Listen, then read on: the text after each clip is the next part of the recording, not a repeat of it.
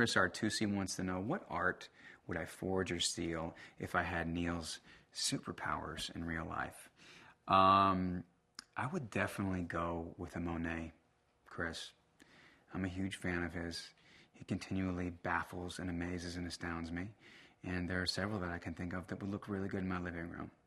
Joseph Haney wants to know, if I could switch places with anyone in the White Collar cast or play their role for an episode, who would it be and why? Well, I feel like I've gotten to do that with Peter already, because we sort of had that episode last season. And part of Neil's trajectory is that he's getting more and more involved in the FBI. So having said that, I would go with Mozzie, because I think there's a little bit of the conspiracy theorist in all of us. And I get paranoid about things from time to time, I'm not going to lie.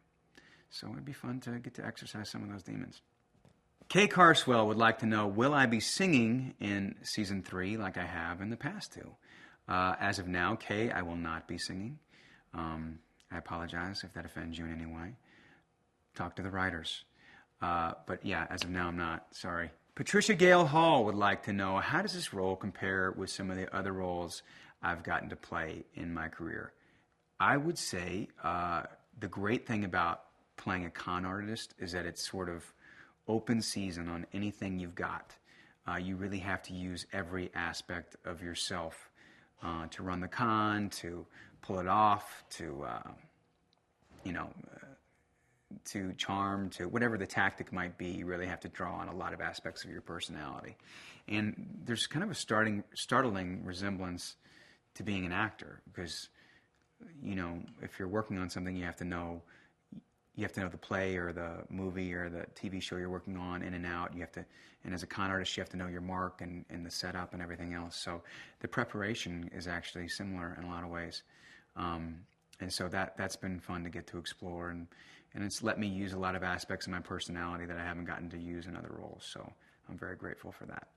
Kaylin Bartowski-Hill would like to know, will we ever see Neil's parents on the show? His mother and father, are they alive? What's going on with them? Kaylin, I want to know as well.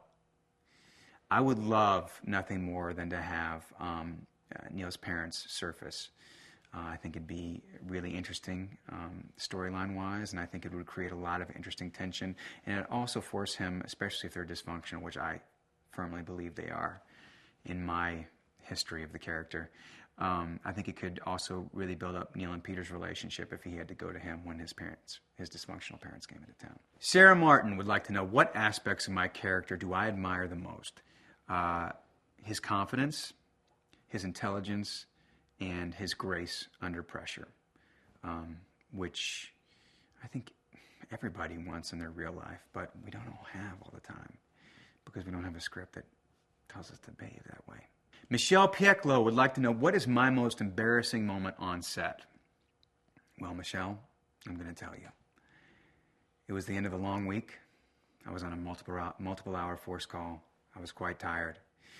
And there was a prop, there was sort of a set piece that I had to refer to that had all the instructions of an elaborate con that I was going through. This particular episode was directed by Michael Smith. I can't remember the name of it. And I said, what would be great is if the things I actually say were on the board in the order that they're in. And I looked over and they were. And I realized that I was far too tired to be on a television screen at that time. Jenna Vento would like to know, what was my reaction when I read the last moment of the season finale for Season 2? Holy crap. Can I say crap? Yep. It's nice.